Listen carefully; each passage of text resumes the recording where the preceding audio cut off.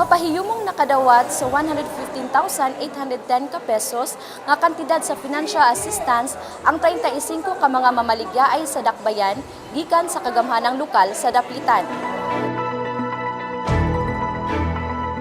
Gipahigayon ang turnover sa ayuda kagahapong adlaw, Nobyembre 22 sa Shrine City Livelihood Promotion and Technology Development Center sa Barangay San Pedro.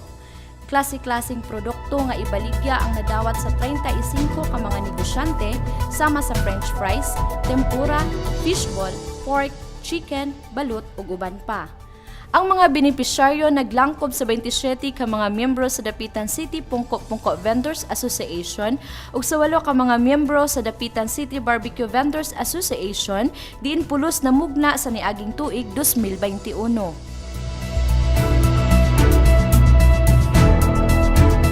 Kinasing-kasing nga pasalamat ang gipabati nila Dr. J. Roslinda, Presidente sa Pungko-Pungko Vendors Association, ug Mr. Norman Morhia, Presidente sa Barbecue Vendors Association, ngadto kang Mayor Seth Frederick Bullet Halushos sa walay puas nga pagtabang alang sa kalambuan sa ilang panginabuhian. Joining the Pungko-Pungko Association because other member also started siya sa Sunset Boulevard ang iyang pwesto, and now she has a comfy and cozy coffee shop diri sa Dapitan, and other member also na siya convenience store. So these improvements happen because of the financial support of the city mayor. Thank you to our city mayor, Honorable Mayor Bullet Halushos, for all of the opportunities nga iyang gihatag diri sa Pungko-Pungko Association.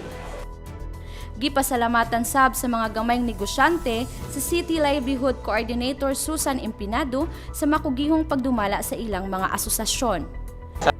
Government unit of Dapitan is very happy to turn over an additional capital for our Pungko-Pungko Vendors Association members and our Barbecue Vendors Association members. Today marks the beginning of a more enhanced and a more active members of the association who are very willing to share their services to the people of Dapitan and to its visitors. The Livelihood Center is very happy to assist in this program, and we are also very happy to inform everyone that as long as you are an association, you can be a beneficiary of the different programs of the Livelihood Center of our city. To our City Mayor, Honorable Seth Frederick Halushos, thank you so much for the continuous support to our MSMEs in Dapitan City. Saksi ug mamumulong sa okasyon sila City Councilors Modista Amoy Malayaw, Divine Patilano ug Ronnie Harapan kinsa mao'y chairman sa Committee on Livelihood. Gilauman ni Mayor Bullet Halushos nga ang maong tabang pinansyal makapalampo sa mga negosyante aron mas moasinso ang kahimtang sa ekonomiya sa ilang tagsa-tagsa kapamilya.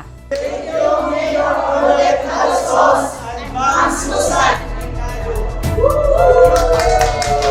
Gikan sa City Information Division, Lizzie Lalangan, alang sa Dapitan karon.